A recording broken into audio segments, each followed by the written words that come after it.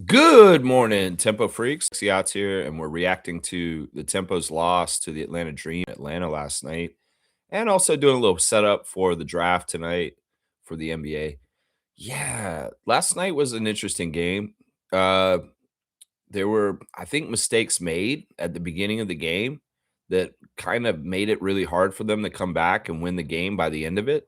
It was a weird, like, inverse of the first Atlanta Dream game. The first game we played against Atlanta in Toronto at Coca-Cola Coliseum, we won the first quarter, and then we kind of went to crap for the rest of the game.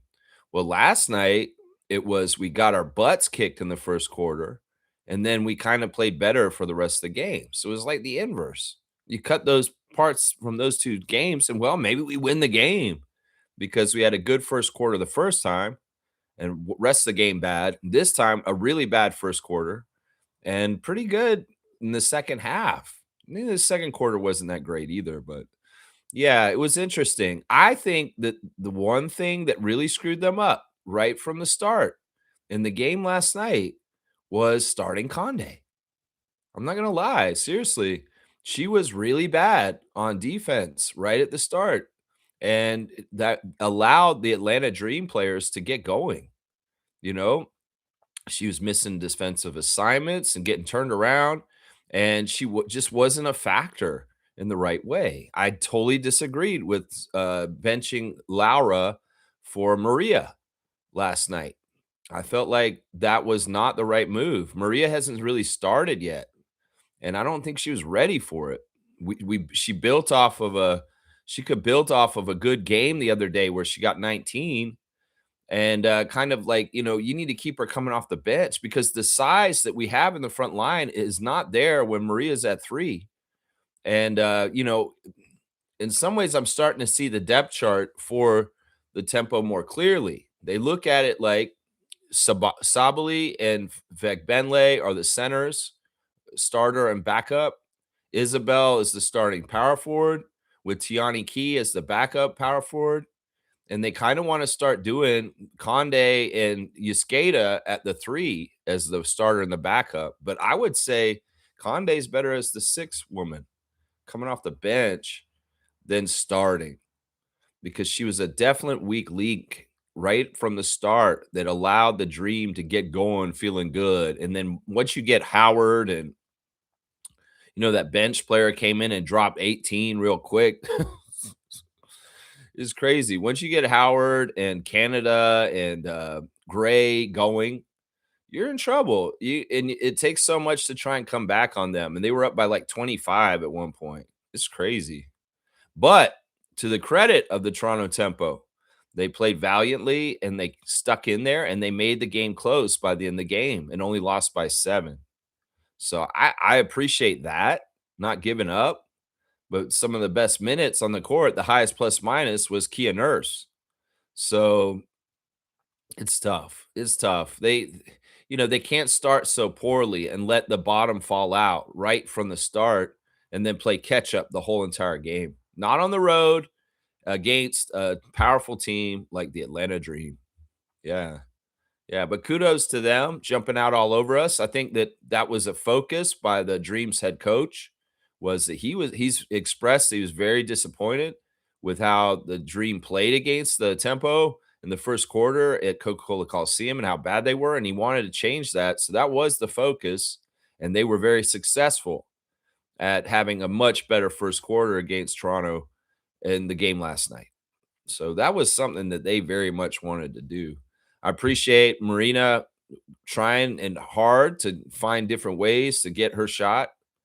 Different times they covered her up really well. And at other times, she was able to kind of finagle and finesse and get stuff done too.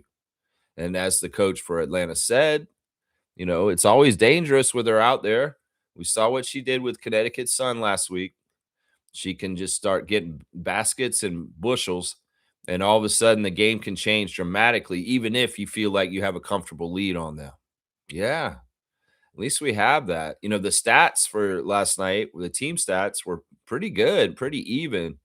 We were hanging with them on a lot of key stats. There's just certain things where we got beat, and that's why we lost. But it's kind of like too little, too late. catching up to a really huge lead for the Dream, and just it's just you don't have enough tank in the gas in the tank, and in some ways, it's just there's not enough time on the clock. And maybe you're coming back, and maybe you're within striking distance in the last couple minutes, but it's really like there's still that barrier of really coming back and really matching their score, but you're not totally there. And they put a little bit more in at the end, and you just don't make it. That's just how it is. It's an expansion team. We're still learning. And well, this kind of stuff does have repercussions. We go to an 8-9 record, and we are out of the playoffs and the sitting in the spot that we're in now. So it's gonna be competitive. It's gonna be tough. The strength of schedules came out for the rest of the season, and the Tempo have the second toughest schedule of all the WNBA franchises for the rest of the year. So we've had a lot of easier games so far this season. We're going to start playing the tougher games. We haven't even played Las Vegas yet. We're going to play some of these tougher teams. Golden State, we have not faced yet. We're going to get to have to play these teams more often. And some of the games against Sun and Mercury and Storm are not going to be as common as games against Aces, Liberty, and Valkyries and things like that. So, we got to get them while we can. And the Dream are a quality top team, and they did what they're supposed to do. That's just what it is right there. Yeah, but we're proud of them still. It's growing pains. We're missing Slim, and great to see Niara return to the lineup last night for sure. All right, let me check in with y'all, and we'll do the stars of the game and the Redditors of the day and all the other segments we do every day. That's right. Trevor is saying this. Good morning, Commissioner Fun, Trevor J. Good morning. No matter what yesterday looked like, today is a fresh start. I like that. Walk in faith, move with purpose, and trust that everything is falling into place. Great things are coming your way. I like that. I like that. It's always good to try and forecast good things happening. There is a lot of doom and gloom right now. There is a lot of things that are kind of, scary that are possible. Some people want, and well, the people don't want what's bad for the majority of us. So, at some point we have to take stands.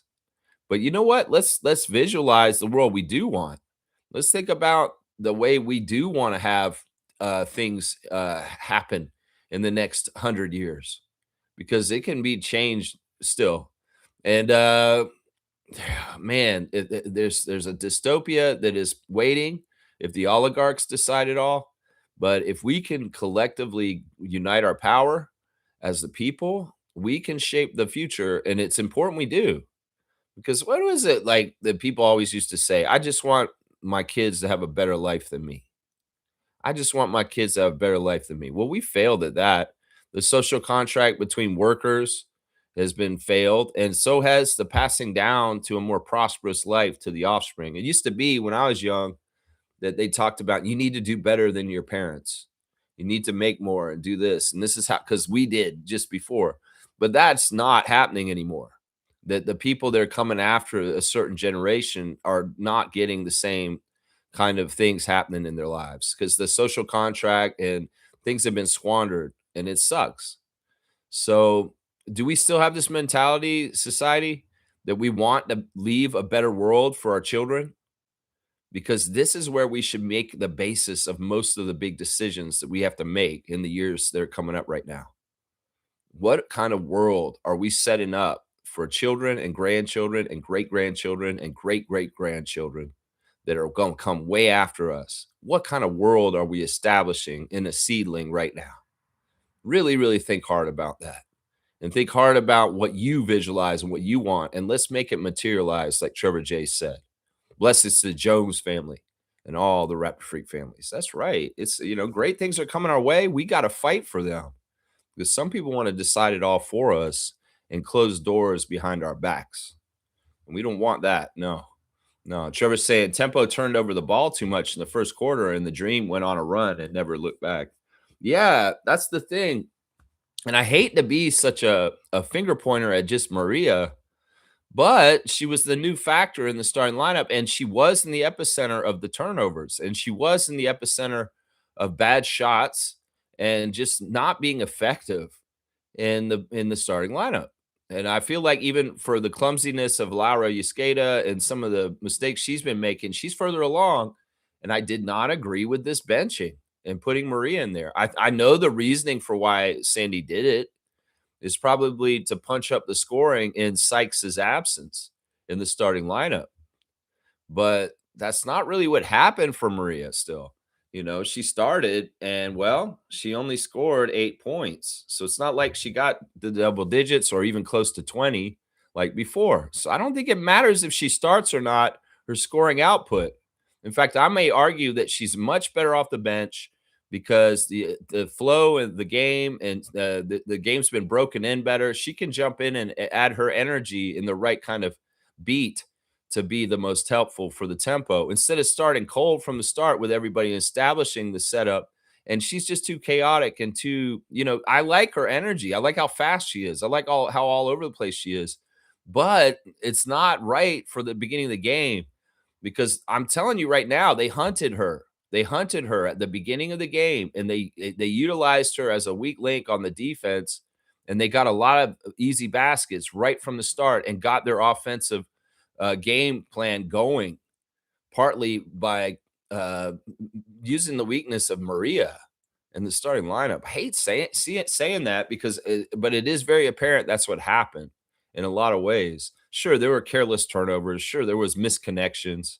Sure, there's some stuff with Julie that needs to be worked out still, where she's not connecting with people correctly. There's like dumb passes, and they're not exactly to the right place.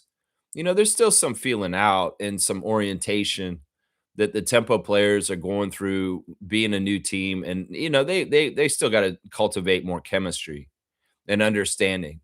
That's a big part of it too.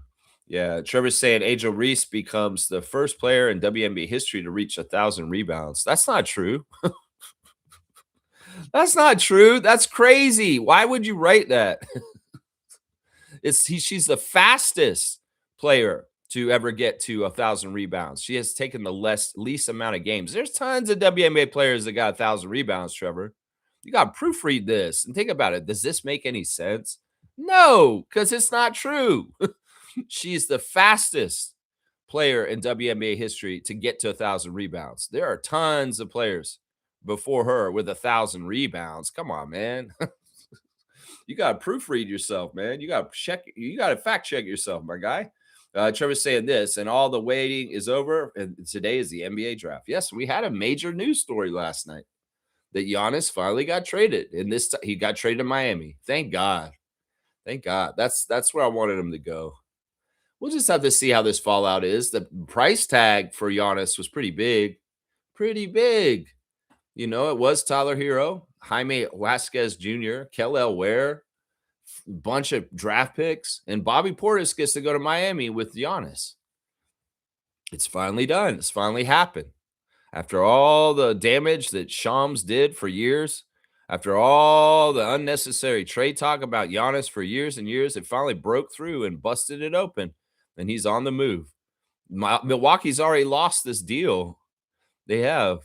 Miami, we could say probably they won the deal, but man, I don't know. It's not a given that Giannis in Miami is going to work. It could be very similar to Giannis in Milwaukee. The thing that I described before, that the part of the problem right now is the issue is more with Giannis than actually his team around him. And well, we'll just have to see. Pat Riley's old enough to tell him to get fucking back to working hard and giving a shit. Maybe, I don't know. He could probably tell him. Spoelstra can say, yeah, Spoelstra's heat culture isn't exactly sharpened to the tip, to the sharpness right now. They've let a lot of things slide, and heat culture is not as strong as it's supposed to be right now. And I don't know if Giannis is the figurehead to come in and establish heat culture again, where it's really what it's supposed to be at its peak and what it's supposed to be. I don't know. We'll just have to see. I'm just glad he's not in the Atlantic Division. And, Miami's where we thought he was going to go anyway. I've been saying if he goes anywhere from Milwaukee, it's probably going to likely be Miami Heat. And I've been saying this for a couple years now, not like just recently. I've thought that Miami was the best spot for Giannis to get to if he was going to leave Milwaukee. But for a long, long time, I said, he doesn't want to leave Milwaukee because I really believe that also, that he really did it. But this has just gotten to the point where it just had to happen. It just had to happen. It happened around midnight last night that Giannis finally got traded. There was also a trade for Julius Randle to the Brooklyn Nets. So Julius Randle returns to New York City, a place where and his old team has a chip now. Yeah. All right, let's see. Trevor's saying Milwaukee gave up Giannis and Bobby. Miami gave up Hero, Kelel. They're not giving them up. They're trading them. That's weird language, man. Giving them up like they surrendered or something like that. What does that mean? Oh, yeah, they did trade the young Lithuanian player too. Kasparas was part of the deal too. So there's like 4 players there, 3 first-round picks, a pick swap, and 2 second-round picks. That's crazy, man. That's crazy. That's a lot. That's a lot for 2 guys that are over 10 years in the league. That's a lot. That's a lot of youth. That's a lot of promise and picks. That is a real bold change and shift. So if we look at what's left over in Miami now, what is it? Powell, Wiggins, Davion Mitchell. Who's going to be there? It's going to be an older team in Miami, older skewing team. And they're not going to be working with the youth movement. Bam Adebayo with Giannis, that's pretty nasty, actually, in some ways. Those 2 guys together as a defensive combo is pretty nasty. Yeah, they're going to be a little bit older, and they just lost a bunch of their recent draft picks that were promising with Ware, Waquez, Yasakonis, and Tyler Hero was supposed to be the new franchise guy coming up underneath Bam. That's not it anymore. Now he's in Milwaukee, and he'll probably get a featured role there. Probably not a good thing for Gary Trent Jr., although Gary wasn't exactly flourishing in Milwaukee either. Yeah, it's interesting. It's an interesting change of the landscape in the Eastern Conference of the NBA. It's an interesting one. James is saying this. Lex, make a prediction on who the Raps draft today. All right, my guy. It is draft day. This is a day James has been looking forward to immensely. Well, to do this, I'm going to go ahead and, first of all, there's the Raptors Redder of the day is Munir M again, and he's got a picture of a locker that Chris Sinak Jr. took a picture on his Instagram or TikTok or whatever of a Raptors locker that he worked out for the Toronto Raptors. So it is official. Chris Sinak Jr. did work out for the Raptors. There's evidence of it because he had a little temporary locker for him to do the workout. And he took the picture of it. So maybe he's proud of that. That could be a sign that, he's going to get drafted by us, that he is proud that he got worked out by the Raptors and he posted on social media. Could that be a sign right there? It looks like he wore number 5, which, he won't be wearing number 5 if he's on the team. But, yeah, it was interesting. Scotty was on Twitch last night once again. And, people asked Scotty while he's been on Twitch this week about the draft and who he would like to see. And he said, this is what he said. He said AJ's mixtape is just crazy. Like, this dude is really amazing. And that's really all he said. He's the only player that he mentioned was the player at the top of the draft. He's being coy and a little bit wondering if Scotty's going to be around Bobby Webster and them in the war room while they're doing the selection today, because he's been there in the past and been a part of the process. But, he was on last night for about an hour. He didn't mention anything about being involved in the draft this year. Maybe it was something that Masai brought him in to do because Masai wanted to. But I think that Bobby should be involved. I mean, Scotty should be involved. So bring Scotty in and have him sit with Darko, and they'll watch the whole thing. And if they have any questions for Scotty or Darko, they should be asked, is what I'm saying. I don't know. I think that Chris Sinak Jr. is too on the nose. And ESPN's most recent mock draft, James, they've got him going 22nd now. So he keeps falling in their drafts. And now they're saying we're going to pick some guy named a Corey or something like that. That's a point guard. And I'm just like, what is this crap? What is this crap? They got Alan Graves. They got all these other guys right around us. But they think that we're going to pick this little point guard, a Corey or something. Like, no, come on now. So I don't know. My official suggestion is Chris Sinak Jr., but I could see something like, the Raptors pick Graves or maybe Reed. I don't know. We'll see. We'll see how it goes as far as things. If I'm going to make a choice right now, who the Raptors will choose tonight, I'm still going to stay with Chris Sinak Jr. For some reason, because of this picture that came out yesterday with the locker, I'm feeling like it's more true because we're seeing signs from Chris himself. And maybe the Raptors have told him, if you're still at 19, we're going to take you. We're going to take you. Now, if it isn't him, it could also be Quaintance because they looked into him and they said, oh, the ACL is not that bad. And he's a good player and we want him. So we'll have to see. So thank you to Munir M. Once again, the Raptors Redditor of the day. This guy's the Redditor of the day for Raptors almost all the time. He's got the Sinak locker on blast on there. That's pretty interesting stuff. Yeah, I don't know, James. I just want a forward or a center. I don't want a point guard. That's the main thing today. If they draft a point guard, I'll be disappointed. I'll just say that. I will be disappointed if it's LeBaron or whoever, Bennett, whoever. Trevor's saying this: Minnesota's crazy to give up Julius Randle in the 28th pick. I don't know if it's crazy. What I heard, it's a money freeing move. It's a move where they have a little bit more flexibility and ability to do different things, and that's why they did it. If you think about their team with Edwards and Gobert, in some ways, once again, Randall, the same kind of position he was in on New York, where he's kind of like expendable. You're fantastic. You're a luxury to have, but in some ways, we don't really need you for our plans because we've got our defensive player of the year, Rudy Gobert. We've got our budding superstar, Anthony Edwards, and we've got all the other kind of role player pieces around. But you're kind of a main plate piece, and we don't really need you. So I think this is why they dealt Julius. And well, Julius fits in Brooklyn way better because he can be the man in Brooklyn. Michael Porter Jr. is a fake man. And, he can have inflated stats from last year being the man there. But Julius Randle is a much better franchise center for a team to kind of gravitate towards. So I don't disagree with this move. In fact, I'm not surprised by it at all because Randall's a good player. He's interesting, but he's also one of these guys that's kind of like, you know what, he's great, but we could do better. And then he just it doesn't get the same respect that he should in some ways, Naco the Nachos here this morning. Good morning, Gerald. How are you this morning? With number 19 pick, the Raptors select Jaden Quintance. Pat Riley finally stayed up past his bedtime.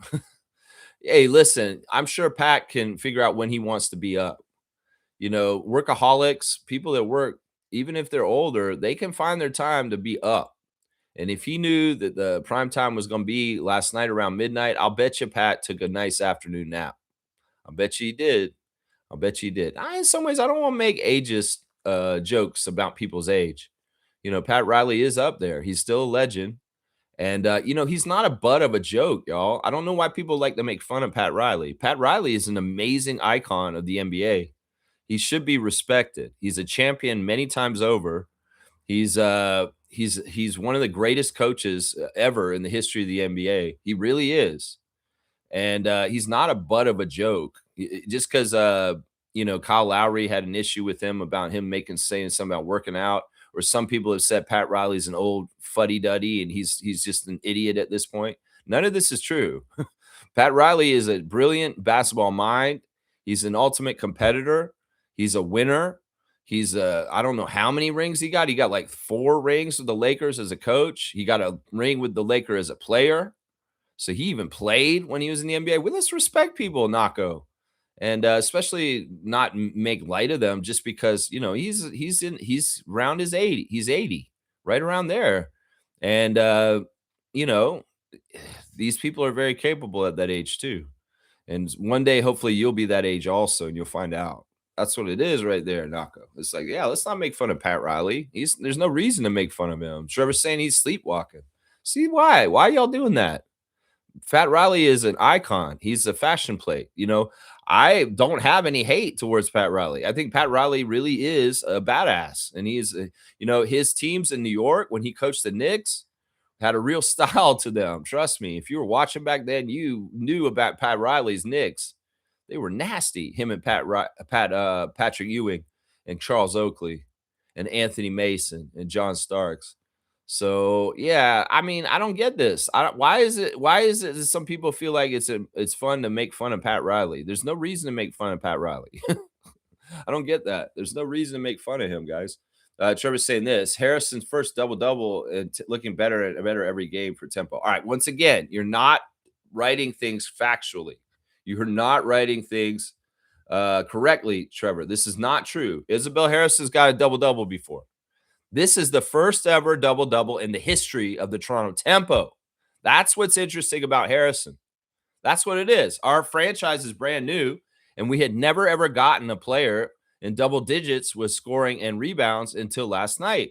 So Isabel Harrison is the first ever Toronto Tempo player in franchise history to get a double double.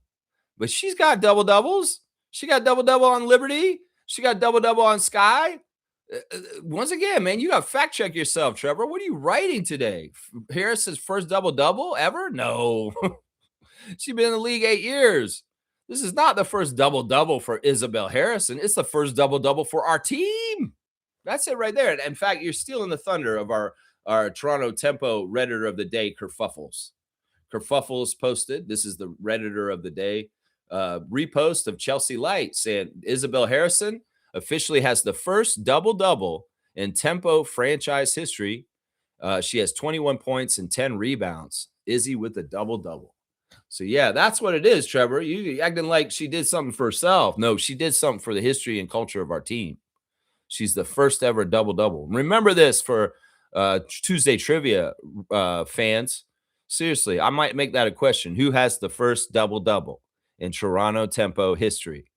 Isabel Harrison. Just remember that answer. All right, because that's probably going to be a question I ask in the next few years when I do Toronto Tempo Tuesday trivia.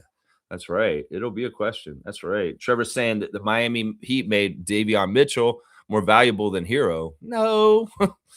Oh my gosh, because they held on to him. No, that's not how it works, Trevor.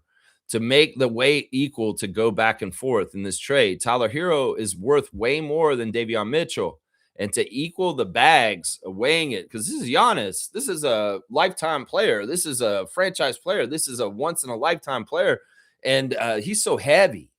You have to have really good players on the other side. In fact, this package that Miami sent, I'm shocked that they got away without having to send somebody like Bam or Andrew Wiggins along with Tyler Hero. Instead, they got away with sending Wackez, Kasparis, and Kelly Ware. Those are all young players. So Miami really wanted youth and a future. And, they're sending their 2 old dogs from the last remnants of their championship team to Miami instead. And Bobby Portis and Giannis. Davion Mitchell's not worth as much as Tyler Hero. And that's why Tyler Hero goes, because they have to make it evened up to get as close to the value of Antetokounmpo. So yeah, Mitchell, they need Mitchell. Mitchell's just a nickel and dime guy. And throwing him into the pot and in the deal won't really move the needle much to make the equal value. Tyler Hero makes it more equal. And in fact, he's the main player in this. That's how you should look at it, Trevor. It's not about Mitchell being worth more than Hero. No. I'll bet you if Milwaukee had asked for Davion, they would have thrown him in there too, just to try and make it work. I bet you they would have.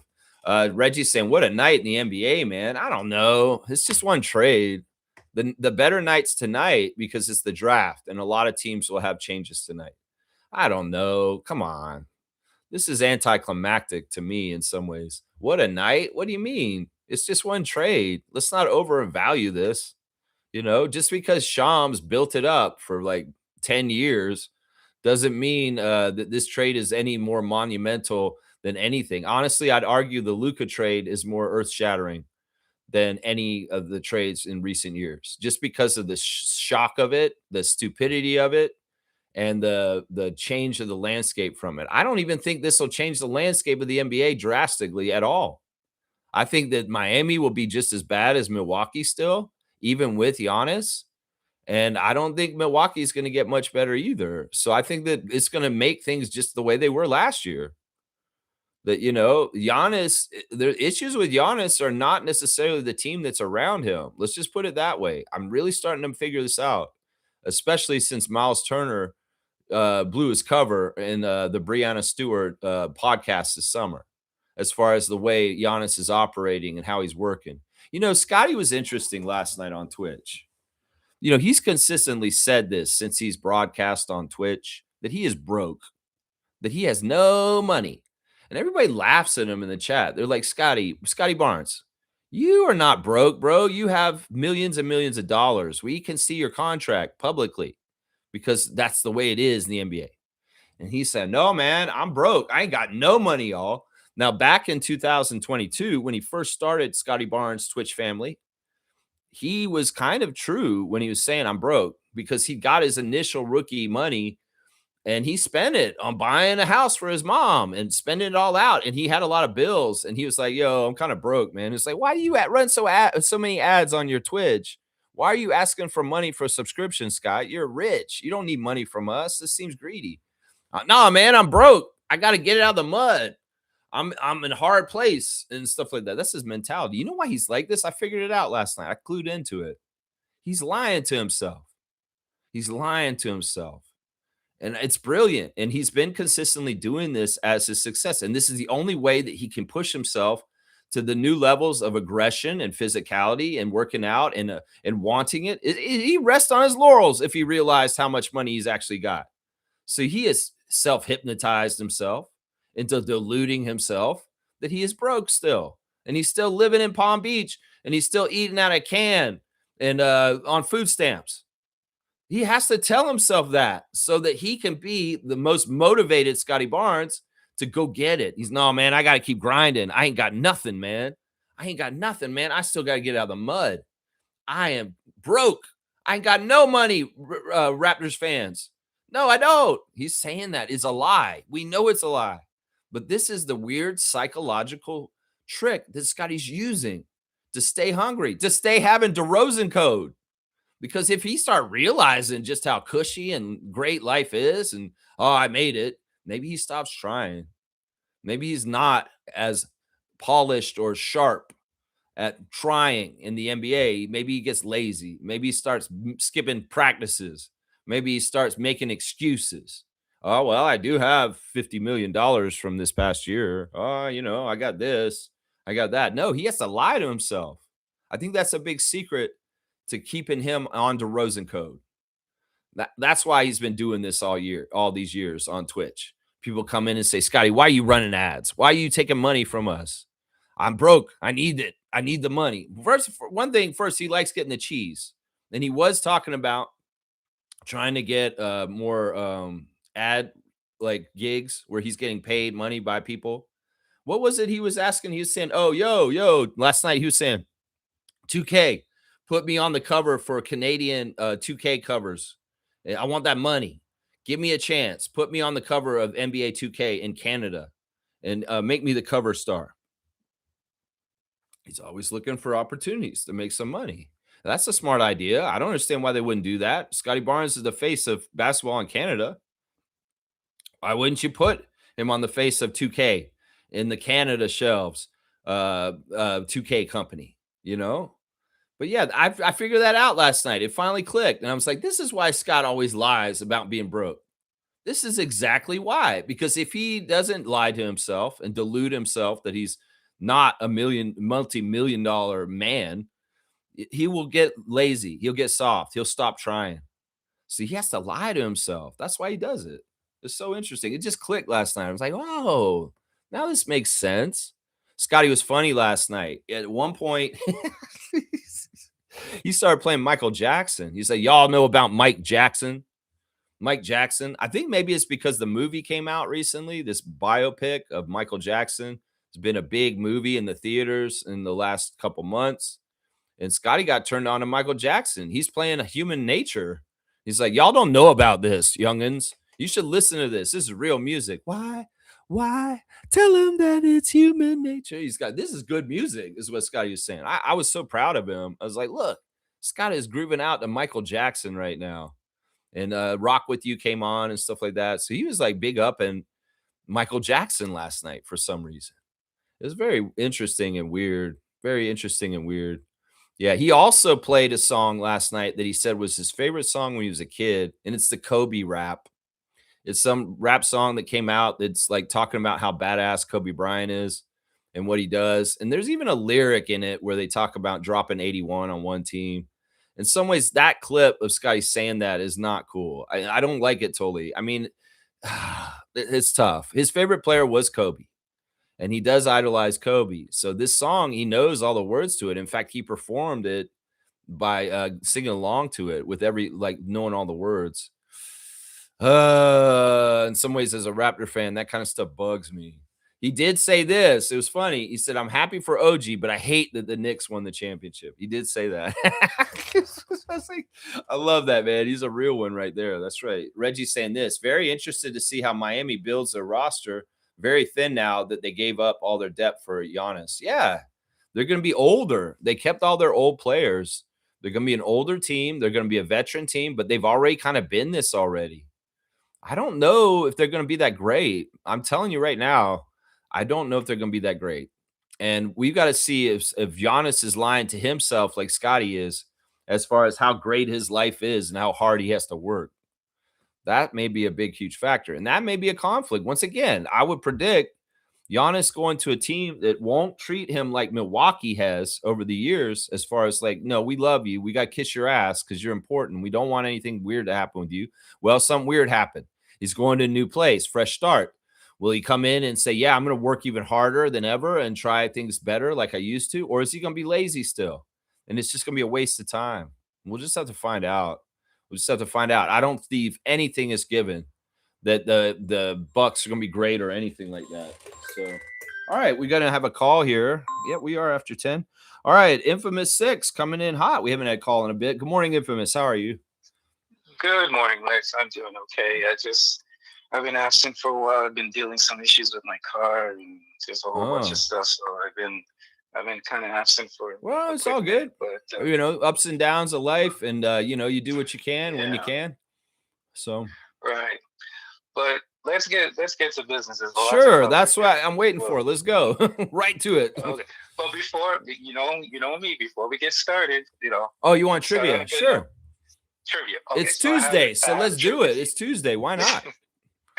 I have a quick trivia for you. Awesome. In the WWF or WWE, whichever you want to call it, WWF, the Honky Tonk Man. What was the Honky Tonk Man's finishing move? What was the name of his finishing move? Okay, that's the first question. Okay. The second question is what was the name of his guitar? Oh, geez. Okay. All right. Those are the two questions? Those are the two questions. Okay. Yes. His finishing move was a shake, rattle, and roll, which was it was like a inverted net breaker. Correct. And then I want to say that he was like BB and he named his guitar Lucille. You know what's funny? It's actually a trick question. He didn't really have a name for his guitar. Right. Okay. Why'd you do that? But here's another quick bonus question. There was another wrestler. Yes. That had a name for his guitar. Can you name the wrestler and the name of his guitar? Was it The Rock? A little bit further back. Okay, wasn't The Rock. Geez, I mean, this is weird. Starts with a J. Okay, his Jeff Jarrett. Yep, correct. But what was his guitar's name?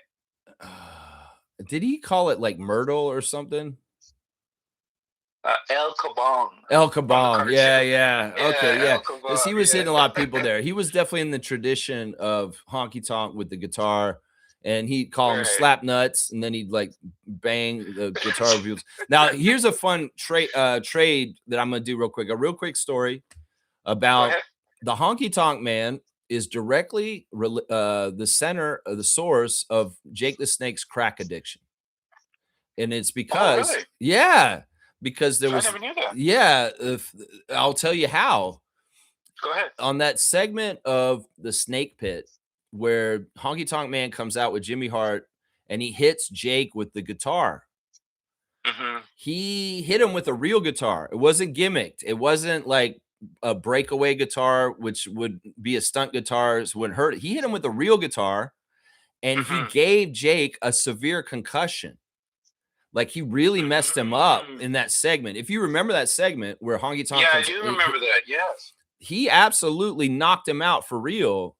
And wow, that was the very first point where Jake started to get migraines and headaches, and why he started taking painkillers and then went into this world of addiction. He blames Honky Tonk for his problems in the 90s into the 2000s with addiction and crack and yeah, he had a serious addiction problem. Yeah, and also, if you think about it, Infamous, that was the turning point in his career, where most of his good work was before that, and after that, Jake wasn't as good anymore. His career went down the hill. So he literally blames Wayne Ferris for ruining his career. He'll do it. He talks about it still when he does talks. He's like, "Fuck the Honky Tonk Man. He ruined my career." Wow. Yeah. I never knew that. Yeah. Wow, there you go. Yeah. All right. Let's get on business here. Let's get to the business. Yeah. Okay. So tempo. Tempo. Let's start off with the tempo. Yeah, please. I'm just gonna quickly touch on the tempo. The problem. Here's the thing. The team is leaking oil. And what I mean by leaking oil, you can't drive a car with spare tires. I mean, you know what I mean? Like, you can for a while. You can for a while, but it's not sustainable. Sure. Even that game that we won, it was a great win. It was very motivating. But at the end of the day, it's not sustainable. So two things need to happen. We need to either get some help. They need to, dig into the waiver wire, maybe get some players to help, or some players need to come back. Now, it was good that Saab came back. She helped out a little bit. But it's very predictable. You shut down maybe the threes, basically. Yeah. That's it. You shut her down, your team is in the mud. This is something at the beginning of the season that I was calling out right away. It was like, we have to diversify our offensive powers. We have to diversify our offensive weapons, and we really hit a stagnant roadblock in the first quarter yesterday when they took away the threes. We couldn't figure out any other way to score. They take away the transition. We couldn't figure out any way to score. And, not having a single, in some ways, Isabel's starting to pick up momentum in this department as far as throwing into her, and maybe she can do some post work, but it's still not enough. It's not enough. No. We felt it in the first quarter last night, that the one-trick pony of our offense absolutely hurt us. One-trick pony. Yeah. So I just look at it this way, that I don't want to use the word. I was thinking about this, and I was just thinking in my mind, are we trying to maybe, because there's some good players that are coming up. So are we doing kind of a stealth tank? No, I don't think so. Yeah. I don't think that was the plan at all. But, teams get new information as the season goes on, injuries happen, and maybe, plans change. I don't think they're trying to lose on purpose. I think that, as evidenced by the effort and the covering up of the score more and more as the game went on, that's showing gritty competitiveness. And like we said, even the year before last year with the Raptors, Darko and the guys, even though the fans were calling out, we need to lose, but we had an easy schedule and we were winning. And Darko's like, no, we need to try and practice to play at the highest level and win at the highest level. And I think that that's the whole debate right now for the tempo. It's like, sure, I don't think that they have it even in their minds that we're going to try and lose or stealth lose on purpose just to get a draft pick next year. I think that they're still trying to establish culture, and that's most important. So it's like having that kind of underlying energy in there is not the right energy. So we also got to remember, there's levels to this. I mean, the Dream are competing for a championship. They're on a championship run right now. They're trying to get it. Their team is built for a championship. I mean, there's three teams, basically: the Aces, put the Liberty in there, the Lynx, and the Dream. Those are the teams, and you could put in the Fever as well. Fever aren't in there this year just because of the problems they're having. I don't think so. I don't think so. Yeah, that's why I said you could. That's why I said you could if they were normal. Yeah, maybe. Yeah. They're probably middle of the pack. I mean, we're basically, I would say, bottom middle maybe bottom middle to Well, the that's where we are. Yeah. lower level. Yeah, that's where we are. We just got to accept it. And the one thing that I love about this team is that this team competes no matter what, and that's all you can ask for. Well, That's really that's the whole thing about, like, you yeah. know, even if you lose naturally and you end up in a pretty good draft position from that, that's ethical. But if you're doing Oh, any yeah, funny stuff where you're dodging and ducking on purpose, that's not. And that's the kind of stuff where you can build bad habits and bad culture. And that's the most important thing right now is Sandy wants to establish tempo culture, tempo mentality, tempo ways of doing things, and having a underhanded kind of underlying thing that you're trying to do to lose to get a high draft pick is not good for that kind of thing at all. correct. Yeah. Lex, can I touch a bit on the draft? Sure, the draft tonight. Sure, let's go to the draft. Yeah, the draft. Yeah, the draft. So what I did, I'll tell you exactly what I did. What I did is I went back and looked at your draft episode because Okay. I just was so busy. So Sure, I was like, sure. let me just cram to, like when you do a test, you do an exam, you cram. Of course. So I went back and listened to some of your draft episode quickly for the last couple of days, and I was listening to that, and I was going down your list, and then I looked at some of the players that you looked at on your list, and most of the players lined up with what I was lining up with. And before I get started, I just want to say, what do the Raptors have a pattern recognition, right? I pick up on patterns, and these are the guys that the Raptors kind of look for when they look for a draft pick. And one of the things is character, high IQ, wingspan. I know that's very important. Yeah. And somebody they can work within a read and react offense. And they got to have some passing to get better. Yeah. Right. And room to get better. So I'm just going to give you my top three. Okay, sure. I love this. From what I saw. Sure. And I totally agree with you. Sanak Jr. That Sanak Jr. kid, love him. The thing about him is, like, if Bobby pulls the trigger on him, then he sees the potential, because a lot of people are saying that he's a project and he's wild and he's going to need to be refined. But, there may be something that him and the front office see that'll be good. But go ahead. I want to hear him. Yeah. So Sanak Jr., I did some video review. I was looking at him. Man, he's a 3-level scorer, right? He gives me LaMarcus Aldridge combined with a hybrid of Chris Bosh vibes a little bit. Well, right? Can he run the court? That's the whole thing. In some ways, Aldridge was not a great court runner. No, he wasn't. But I see, like, the height, the wingspan, the potential is off the charts. Lob threat.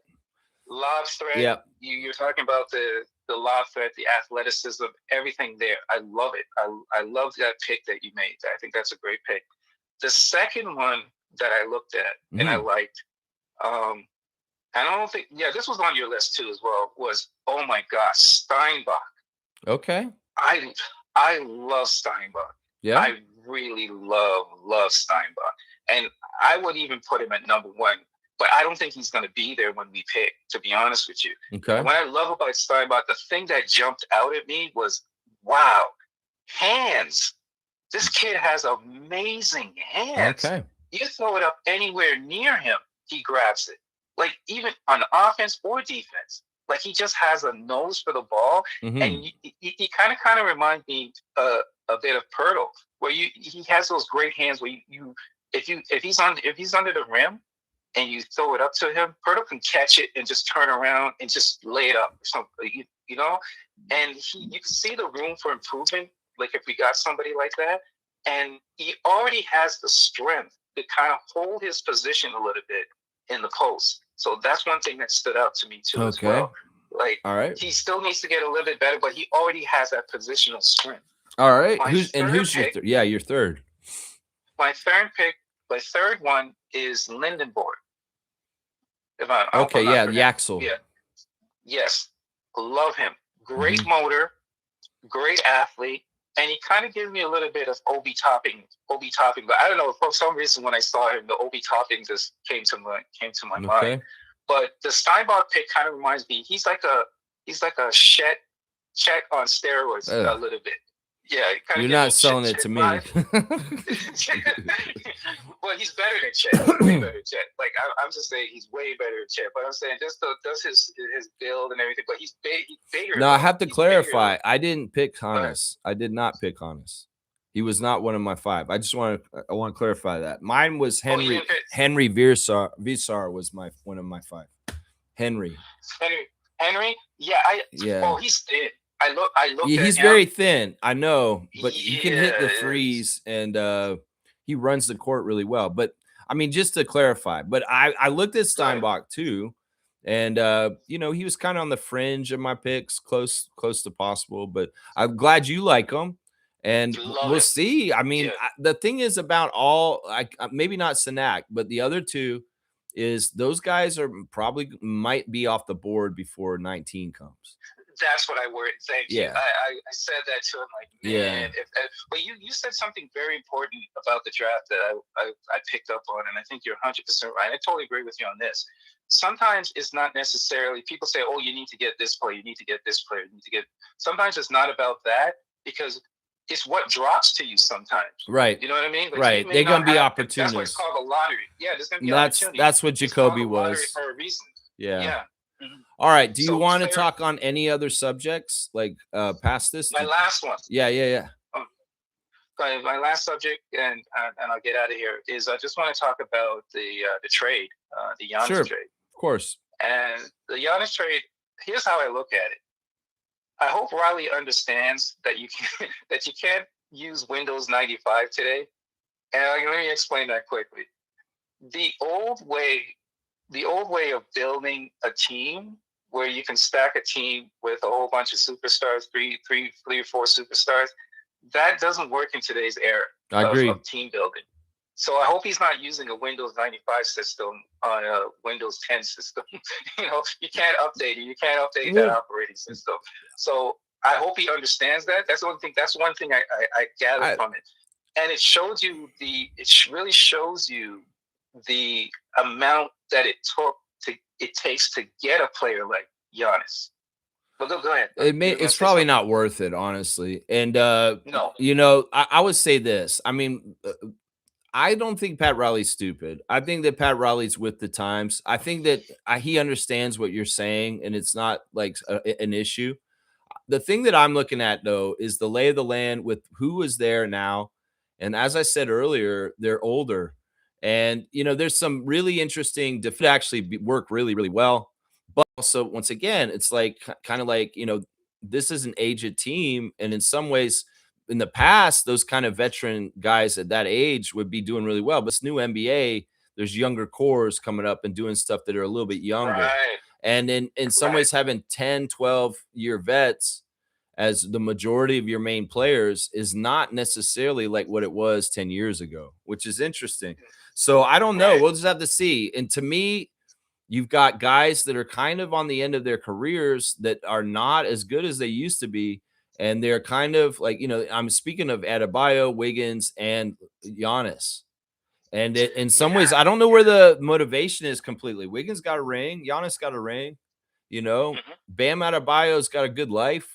We'll just have to see what it works with that age bracket now that Giannis is there, and they've basically traded all their young talent that was coming up in Miami. They cleaned the cupboards with Giannis. And here's the thing. In today's NBA, because just like you mentioned, you basically only need like maybe 2 superstars, and the rest have to be pretty much role players, right? To fill a positional role. And so if you build a team with Giannis, and let's not forget, Giannis is kind of injury problem. I mean, the other thing I would say is like it's kind of like with the Lakers. Like, is this going to be a weird thing where or even Houston or other teams that kind of brought in a big gun that they traded a lot of good assets to have like later that are gone? Is there going to be a weird pause in the Miami Heat's youth development because of this sacrifice of so much in the package going back to Milwaukee, where we're going to see like down the road a reverberation for, they want to do this now. They want to do this because it's flashy. They want to win the Giannis sweepstakes. But is Miami messing up the next 10 years for their franchise by what they just did? Maybe. Because it's a similar thing I could say about the Lakers holding on to LeBron for so long right now.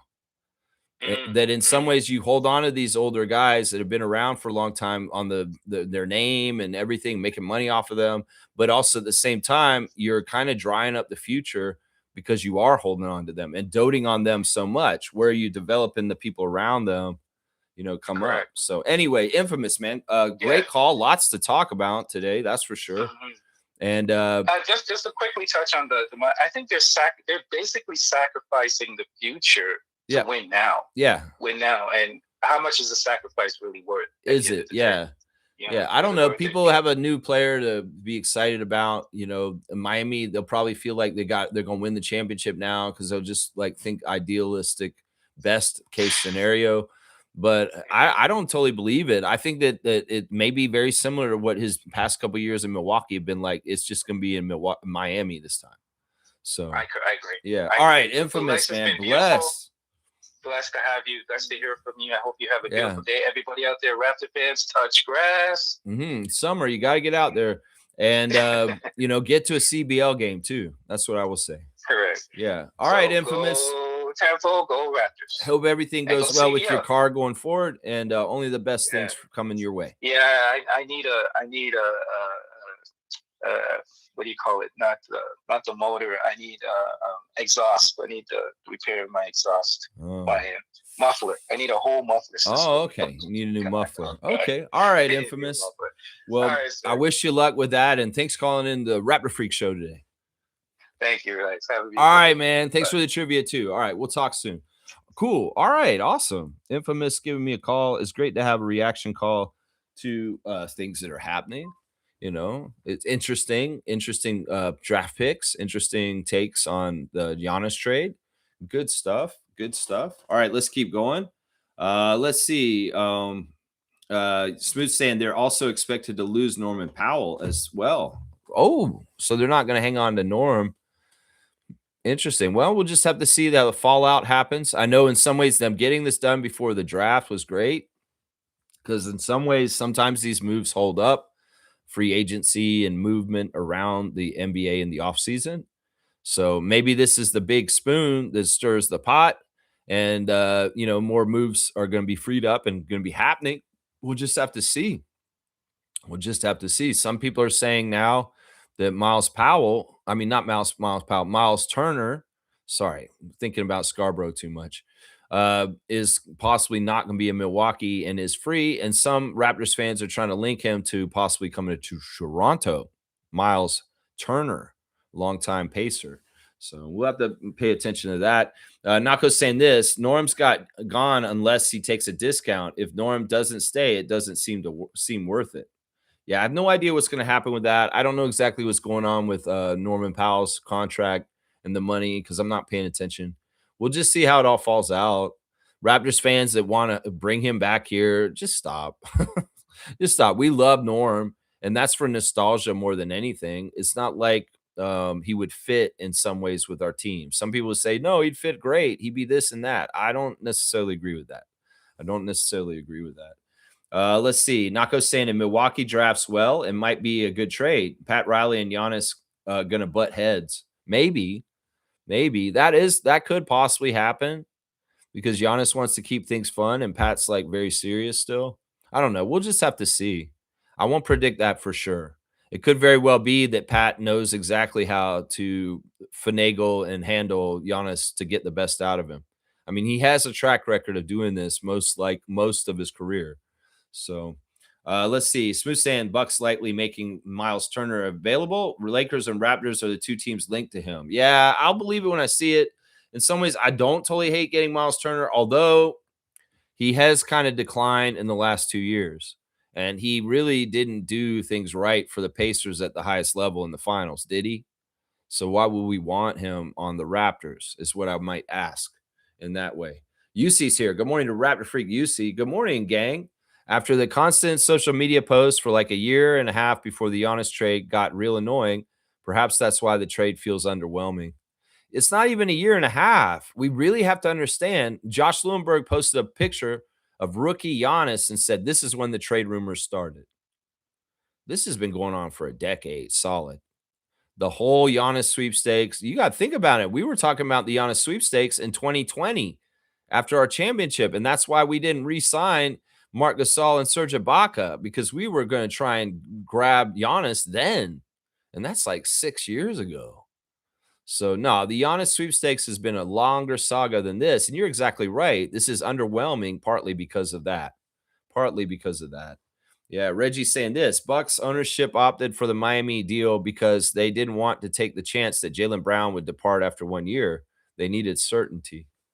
That's interesting. Well, I'm just happy that it was Miami and not Boston. I'm just so happy about that. If Giannis had gone traded to the Boston Celtics, I would have been kind of pissed off. I'm not gonna lie. So this is good. This is a good thing. Randolph's here. Good morning to Randolph. Draft day blessings, beloved Raptor Freaks fam. When you look back, see the progress you've made and how far you've come and the obstacles you've overcome. Use this as motivation to press forward. In your day-to-day life, you may not totally note all of the changes and the time, but over a long period of time, you may look back and say, whoa, I'm a completely different person. I've done this, I've done that. Wow, actually have done a lot. You'd be shocked if you really try and take a long perspective on this and really think about, well, where was I in 2020? Where was I in 2010? Think about those kind of things and think about where you came from. I mean, man, if I really look back and think about where I was in 2020, 2015, 2010, 2005, 2000, yeah, I've changed a lot. I've changed a lot. The people that know me can tell you, but in some ways, I haven't changed at all. Also, blessings to the Phillips family and all the Raptor Freak families. That's right. Be proud of yourself for the small victories. Be proud of yourself on the progress you've made on yourself as a human being. That's important to do. That's important to do. I think Scotty said something about this on Twitch. He's saying you should always be trying to become a better person, right? Be a better person every day, right? Nako's saying Celtics wouldn't include Hugo and Baylor, so they went with the Heat. I don't care about this. I don't care why the Celtics missed on the Giannis. I don't give a shit. I don't give a shit. They couldn't get certainty with Jaylen Brown. I don't give a shit that they couldn't get Hugo Gonzalez. I don't give a shit. Giannis has gone to Miami. That's all that matters. The deal with Boston's dead. Thank God. Thank God. I'll celebrate that. That's a victory right there. That's a victory. Trust me. Giannis being on the Celtics would have been obnoxious and annoying, like New York winning the championship. Seriously. Fiercely saying this. Good morning, fam, and happy Thursday. Why are they holding on to Baylor Shearman, by the way? I just saw that. It was like, why do they covet Baylor Shearman so much? That's stupid. I don't think that's what it is. I think it's more likely what Smooth said is the reason, Nako. I don't think that it's because they held on to Hugo and Baylor. Come on now. Fiercely saying this. Good morning, fam, and happy Tuesday. The final score indicates a competitive matchup, but it wasn't. We only played well in the third quarter. We didn't give up. We did eat up the lead. We did start beating them in the second half. So I get it. You're exactly right. The game was over after the first quarter in some ways. But kudos to them for not giving up. Kudos to them for having pride and wanting to close the gap and make the score not look so embarrassing. That's what I would say. Let's do the stars of the game since we're talking about it. My number one star of the game is the first ever double-double in Toronto Tempo history, and it is Isabel Harrison. 32 minutes, 21 points on 7 of 16 shooting. She was 1 of 4 from 3, 6 of 7 at the free throw line, 10 rebounds, 2 assists, 1 turnover, 1 steal, 1 block, a -10. I could have swore we had another double-double before this in the season, like Niara or somebody, but we haven't. It's crazy. I guess Niara would get double-digit rebounding, but she'd never have double-digit points with it. Because I could have swore she got a double-double before, or somebody got a double-double with assists and points. But no, they're saying that this is the first ever double-double in the history of Tempo history. I could have swore somebody got a double-double before this.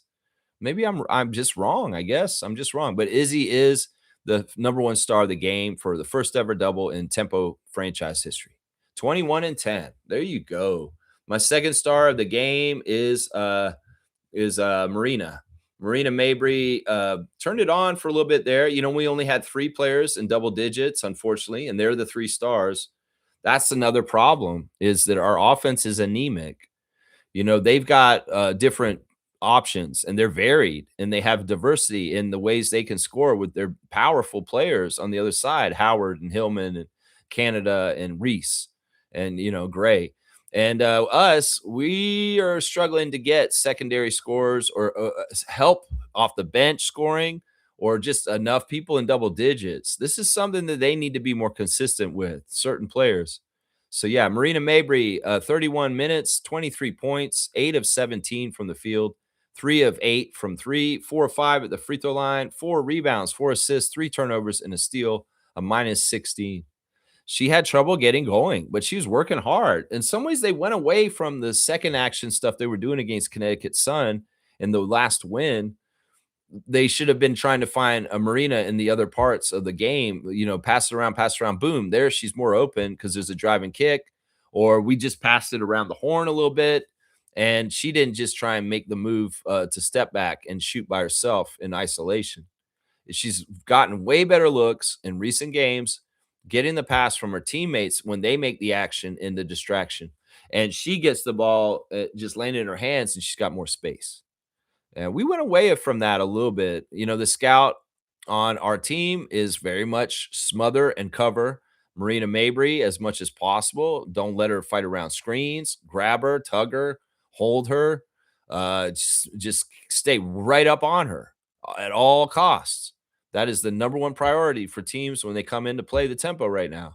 And there's a lot of success in certain ways. So we got to get more savvy with opening her up and letting her get the as best possible shot selections as she can, the best possible quality shots. So it's tough. It's tough. She got her daylight here and there, and she did contribute, but she's got to be the main leader. And 23 from our leading scorer when we have anemic scoring from most of the team, well, it's not going to carry. Brittany's got to score 38 to carry us or 40 or something like that. That's the thing, Marina. You got to do that now. But this is still a pretty good game for her as far as working through the stuff, the dream we're throwing at her and still producing. This is kind of similar to what happened with the Scarborough game that I went to on Saturday. The game was ugly. Nobody could make shots. But Miles Powell, the probable MVP of this Canadian Elite Basketball League this year, he manufactured points no matter what. And the way he did it was, all right, my three's not going down. I'm going to go to the basket and I'm going to get in there. Now, my layups aren't going in, but the refs are giving me respect and I'm getting the free throw line. And I'll make 15 of my 31 at the free throw line. And then the other shots, all right, I finally made 2 threes. So that's 6 points. And then I made 5 2-pointers. So that's another 10. You put that 16 plus the 15, you get 31. An ugly grinding game where nobody else can score. Miles Powell produces 31 points and the majority of the points for Scarborough Shooting Stars in a win. So in some ways, that's what Marina has to do. She has to grind. They take away the three. She's got to go inside and get contact, get to the line, and she's got to start trying to make those layups. And she has. That's kind of what she switches to. They cover up her on the line. She has to go inside. She has to take contact. She has to get the line. She has to make layups. That's the way to do it. That's what Miles did on Sunday to help the Scarborough Shooting Stars win in a game where nobody can make no shots. The third star is Temi off the bench. She was the other double-digit scorer. There was some passes from Marina to Temi Fagbenle that were insane. There was one in particular where Marina threw the ball straight up the center of the court, through all kinds of Atlanta Dream traffic perfectly to Temi, and Temi had a nice layup just in time ahead of the defense. There's a synergy and a chemistry that has brought from the unrivaled league of Fagbenle and Marina being teammates in that league has shown up on this team with the tempo, because that stuff that's built up from before, not just from the time of being on this team these last couple months. And the connection between Temi and Marina is very good. It's very, very good. Temi's a pro. That's the thing. In some ways, what I was just talking about is like we need people to score. And Temi's just manufacturing points the hard way, however she can. 10 points in 14 minutes, which is great points per minute. 4 for 6 from the field, 1 for 3 from 3, 1 of 2 at the free throw line, 2 rebounds, 1 assist, 3 turnovers, and a steal, a -7 for Temi Fagbenle, my third star of the game. And those are my 3 stars of the game. Isabel, Marina, and Temi, veterans women that have played in this league for a while, women that are confident and that will go and produce points even when it's hard to score. And that's what we needed last night. Going over the rest of them, as I said, Conde, I thought it was a mistake to start her. She's really got 6-woman vibes right now and not starter vibes. 29 minutes, 8 points on 3 of 6 shooting. See, it didn't matter. This is the argument I would go with Gary Trent Jr. for years on the Raptors. Everybody said Gary needs to start. Gary needs to start. Bullshit. Gary can start or come off the bench. You're going to get the exact same production. It doesn't matter. And in some ways, starting Maria, she didn't actually get as good a production as coming off the bench with only 8 points on 3 of 6 shooting. 4 rebounds, 2 assists, 3 turnovers, minus 20. The worst on the team, the worst plus minus on the team. So, yeah, 29 minutes, starters minutes, and she didn't get double digits. So that's a fail. And she also was a dead spot in the defense at the start of the game. That's bad. That was not the right substitution in the starting lineup. I'm going to say that. Niara Sabali came back from injury, so we have to give her some grace for that. If she made one of her threes or just one more of her shots, she would have gotten the double-digit quota. 9 points in 18 minutes, 3 of 7 from the field, 0 of 3 from 3, 3 of 3 at the free throw line, 4 rebounds, 2 assists, 1 turnover, 1 steal, 4 blocks. She had some nice blocks. She was blocking Angel Reese. She was blocking different players down low. I love that. She has an aspect to her. In fact, we felt the being a bit bigger and better, seeing eye to eye with the Dream in this game compared to the first one because we did have Sabali and Fagbenle, and we didn't have them the last time. So we had our true fives that we like to play, and that was good with the size of Atlanta Dream. So in some ways, we played them better last night than the first time we played them because Sabali was playing. Is that true? Yeah. You could see them holding things down a little bit better around the basket and not letting Atlanta just run roughshod over us in the post. Because, Temi and Niara were playing pretty good post defense. They were. Yeah. Julia Lamont, it's just a weird thing with her. Like, she's a point guard. I get it. She's a great defensive guard. I get it. She's a good passer, but she's not a good shooter, and she's not aggressive enough, and she's making poor turnovers in weird ways. And some of it is just unforced turnovers where they're not connecting, and the ball is not getting to the person that's supposed to be passed, whether it's coming to her or she's sending it to somebody else. There's something wrong there. So dial in and tighten up, Julie. Seriously. And I wish you would practice your shooting more and become more of an offensive threat for our team because some people do not consider you a problem and they're leaving you alone. So you got to make them pay. You got to work on your threes and make sure they leave you anywhere open. Then you'll become a more complete player. In some ways, maybe in Europe, Fenderbach, a Belgian team, you can play a very I'm just a point guard passing person. But man, in this tempo situation with this expansion team, you have an opportunity here, Julie. And in some ways, if you ever want to broaden your portfolio or your identity in the WNBA as a basketball player, this is the time to do it. Because if you don't do it now, you may never get the opportunity in the future. So don't drop the ball on this, Julie. Literally, because y'all been turning the ball over too much in passing interactions with you. And it's not good. 20 from 3, 1 of 2 from the free throw line, 2 rebounds, 3 assists, 2 turnovers, 2 steals, and a block. There was that ugly foul that Angel raked Julie's face. It just came right down her face. And that was a frustration foul. And that was totally on purpose. Seriously. You don't do a motion like that, without some purpose in it. And she was frustrated because she lost the ball in that moment. Well, I'm going to eye rake you. And that was so dirty. There was some calls on Angel where she got really upset at different times in the game. The refs were calling things right, honestly. It's just that she didn't like it. Well, y'all were winning. What are you so upset about? You're going to be out there doing little dirty things, and they're going to call you on it. Well, don't get mad if you get a fifth foul and stuff like that. It's annoying.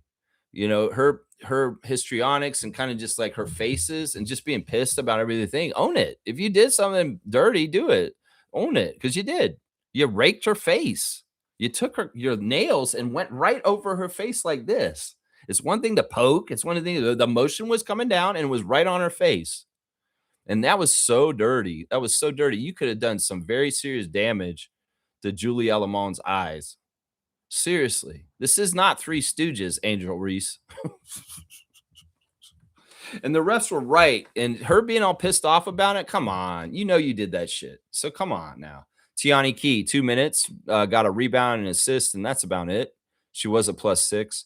Laura Yescada, 22 minutes off the bench with 8 points, 1 of 3 from the field, 0 of 2 from 3, 6 of 8 at the free throw line, 2 rebounds, 2 assists, 2 turnovers, and a steal, a +9.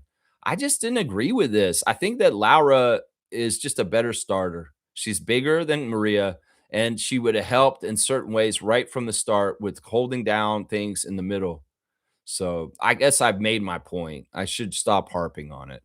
Let's see. Kia Nurse, 15 minutes, 4 points, 1 of 4 from the field, 1 of 3 from 3, and made a free throw. 1 rebound, 4 assists, 1 turnover, 1 steal, a +22. As I said earlier, Kia was out there for most of the good quality minutes in the second half where we were coming back. I mean, we outscored them in the last frame 22-13. So we must have been doing something right. Or did they just put out? No, they had their starters out there for a good chunk of it. So must have been doing something right at the end. Timma, 8 minutes, 0 points. She didn't take a single shot. 1 rebound, 1 assist, 1 turnover. She's another one. I'm going to say this to you, Timma Puyi. You are in the WNBA. Do you want to stay in the WNBA? Well, wake the fuck up. That's what I say right there. You are come advertised as a scorer, as a hooper. Well, just like Julie, I say the same thing. There's an opportunity in front of you. You want to grab the brass ring or you want to sit down and watch and be a spectator in your life. That's up to you. Nobody's going to stop you if you go out there and drop 10 points because we need it. So why don't you do that? You're such a badass coming from France and what you do. Seriously, don't waste your life and getting goose eggs in games where they desperately need people to score and you do that attribute. What are you doing? You're wasting your time. You better get going. Seriously, these chances only have a certain expiration on the date. And in some ways, it's like, look, you don't do it now, you may never do it in the WNBA. And that's it. That's it. I got to say that to both Alamon and Puye. Y'all need to do it. On the other side, let's give some credit to the Atlanta Dream. 20 points, leading scorer, Ryan Howard, 7-17 shooting. She didn't shoot exactly the best, but still very good game for her. Double-double for Jordan Canada.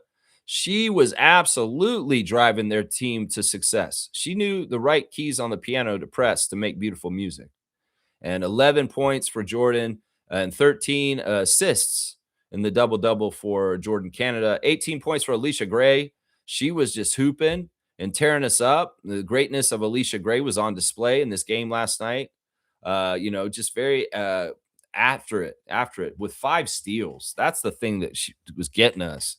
We are not taking care of the ball correctly, like Trevor said at the beginning of the game. And Alicia Gray was opportunist, got on top of it right there. Yeah. So yeah, those are the. And then 18 off the bench for Medina Okot, who was really quick. 18 points in 18 minutes, 7-9, ballooning their lead in the first half. Very key player right there, just coming in with size and dominating us.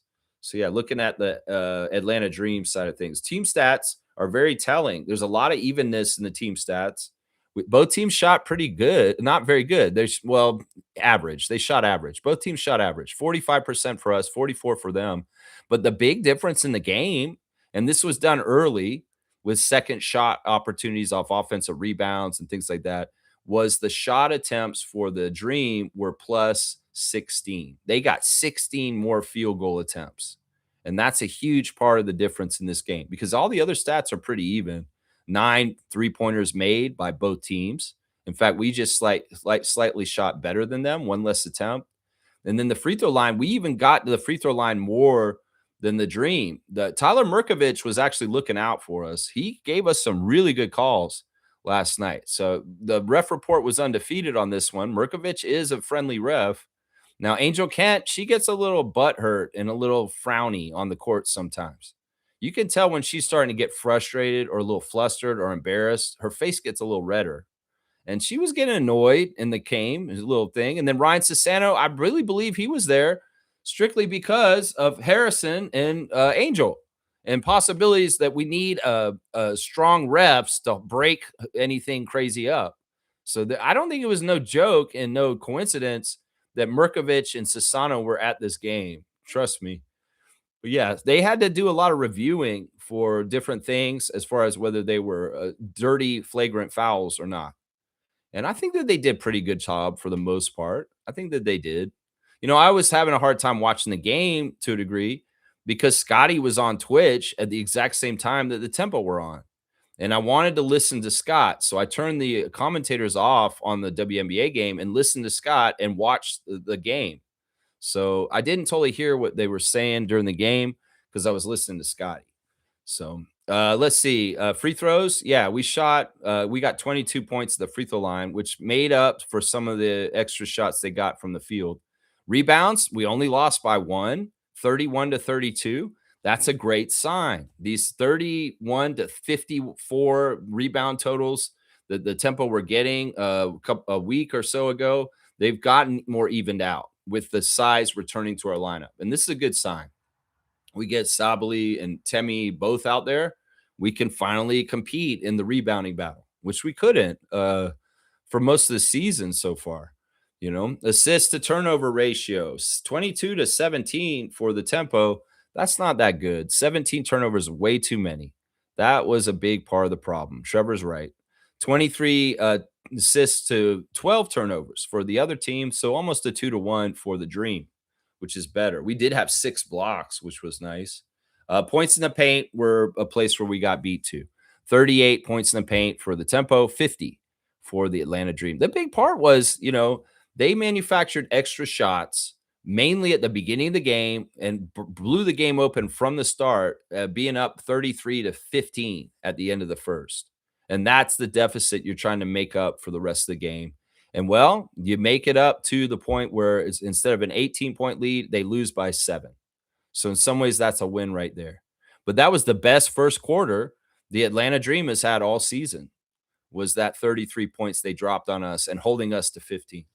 So yeah, good win for Atlanta. They really had a good packed out arena there supporting their team too. I was impressed with how many people were at the game, which is really, really good. All right, let's see. Let's see. Where am I in the chat? All right, let's see. Randolph saying this. Lex, I'm excited about adding a new piece to our beloved Raptors team. My hope and prayer is for the right piece that will be added to our core. Yeah, I trust in Bobby like I trust in Masai before. And I know that he's going to make the right decision for our team. And no matter what our fan nation reacts to it, I'm just going to say, shut up. And we are good. Just watch. Colin Murray-Boyles, Jacoby Walters, Scotty Barnes. Come on now. Come on now. It's going to be like that, right? Let's see. Trevor's saying all top 10 draft picks are all power forwards and point guards tonight. I mean, some of them are considered modern day centers too. I mean, Jaden Quantance, he's a center, right? They've been listing him at center. I mean, these positions and numbers 1 through 5, they're all superfluous at this point. They used to really matter in the old NBA, but they really don't in this weird age of multi-skilled, highly skilled bigs and just the way it is now. So they're just numbers to a degree, whether it's a 1 or a 4. They're just numbers. Seymour saying this. I called that trade weeks ago. His brother leaked it earlier. Okay, good to see you, Sheriff. And well, it's happened finally. Giannis is going to wear another jersey for the first time in his career, other than the Milwaukee Bucks jersey. Fiercely saying Randall's player bad in the Randall played bad in the playoffs. Got shipped out. Desumu was explosive. Got a nice contract. It's all business at the end of the day. Yeah, I mean, I don't think it's exactly that. I mean, that probably helped in the decision, but I think it really was what I was saying earlier, that the kind of like the build for the for the Timberwolves, sorry, is around Anthony Edwards is obviously their centerpiece to build around as the future. And Gobert is an essential, important second kind of player. And Julius, where is he in that shuffle? Where is he in that shuffle? Just an expensive middle, kind of like in the middle of everything kind of guy? No, he can do more for a team like he did for New York before. And well, he's going to do it for Brooklyn now. So I think that's what it is. Seymour saying Wiggins, Adebayo, Giannis, Larson, and Drew Smith is the starting five if the season started today. Davion has not been retained yet. Okay. Okay. I'm sure he will, though. He's Heat culture. He loves it there. And they probably do want to keep him. He's a fan favorite also. And he's probably not that expensive. So it's not official, but I would probably guess it's probably going to happen. Shaq Lindsay's here. Good morning, Shaq Lindsay. Thank you for supporting the channel, like Fiercey and Neil.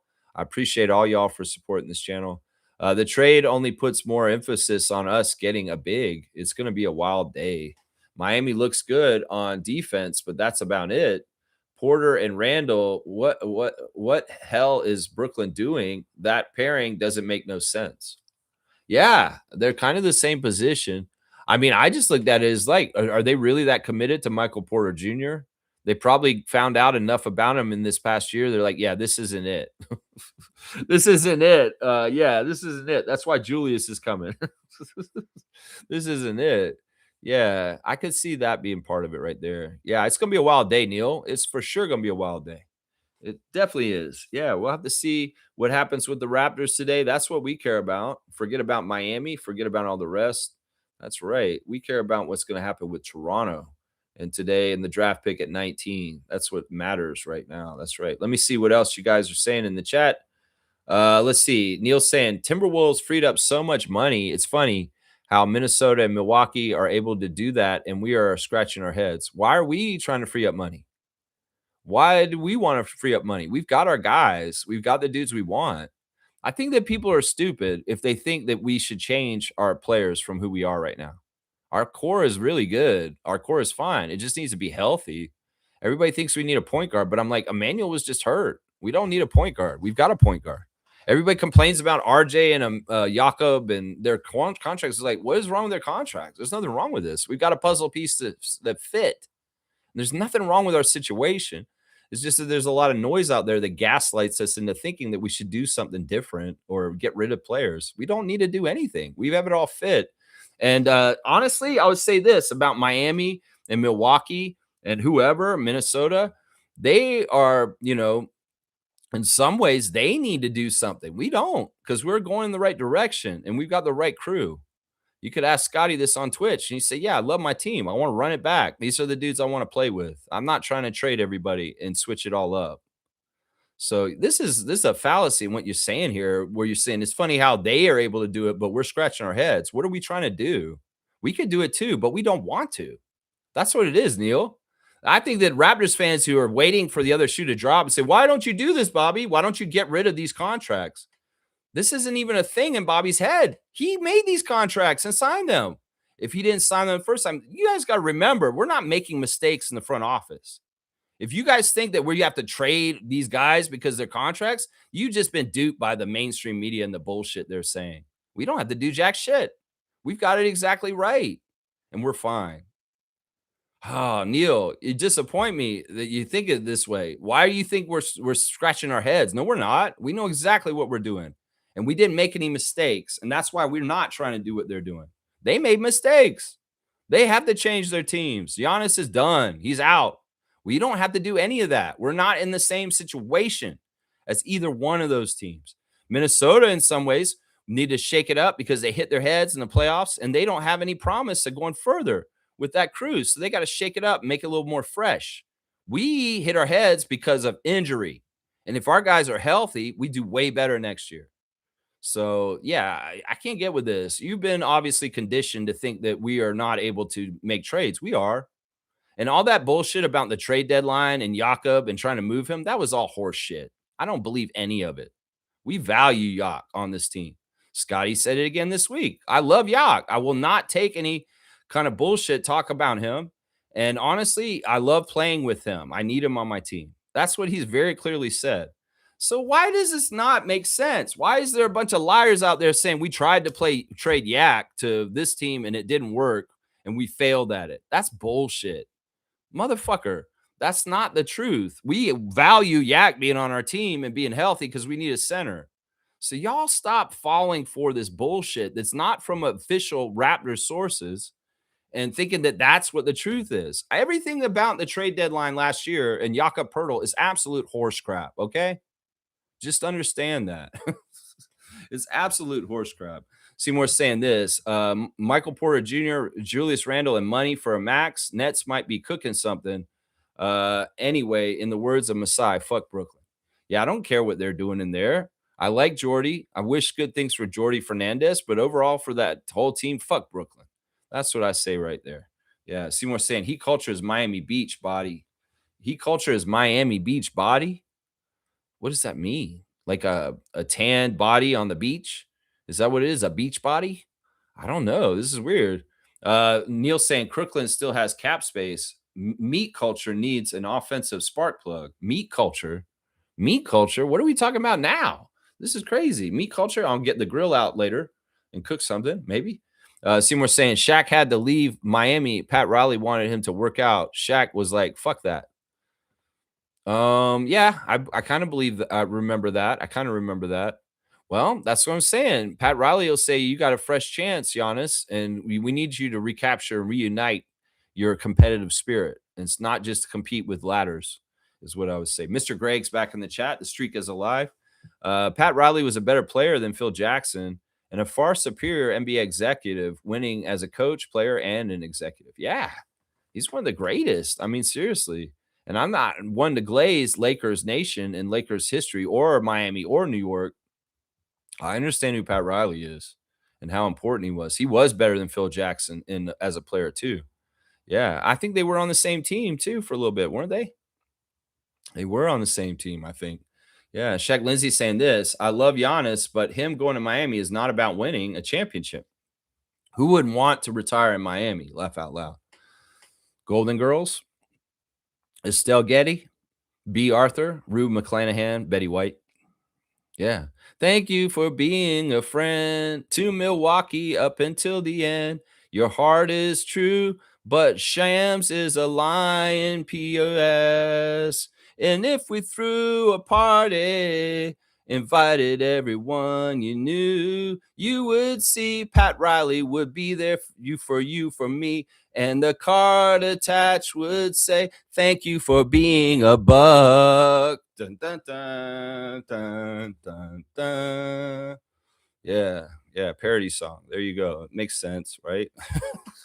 Reggie's saying, credit the Bucks. They got everything from Miami, youth and picks. They exploited Miami's desire for a franchise name. Yeah, that's probably that's true. Seymour saying Giddy, Simons, Buzelis, Caleb Wilson, and Claxton. Okay, Bulls. Yeah, I guess, yeah, they got Nicholas Claxton in that deal with Julius Randle. Somehow Claxton got taken out of Nets, and now he's a Bull all of a sudden. That's interesting. Yeah, that's interesting. Shaq Lindsay saying, Lex, I'm rich. Or maybe I should say it, I'm broke too. Yeah. That's what I'm saying. You know, Scotty's very smart for this. I bet you somebody in his circle, like maybe Brian Macon or an old head, somebody's around him is like, Scott, just fool yourself. Don't act like you got it. Don't act like you got the bag and rest on it. Just tell yourself you don't. You don't have it yet. And you will always stay hungry. That's smart. That's brilliant. I'm going to do that. Nah, I'm broke, y'all. I don't have no money. That's why I have 6 ads on you, Twitch guys. Sorry. It's just how it is. Yo, admin, put the ads on again. Give them the ads again. He does that all the time. He's like, oh, y'all are complaining about the ads? Yo, admin, trigger the ads again real quick. Make them watch them.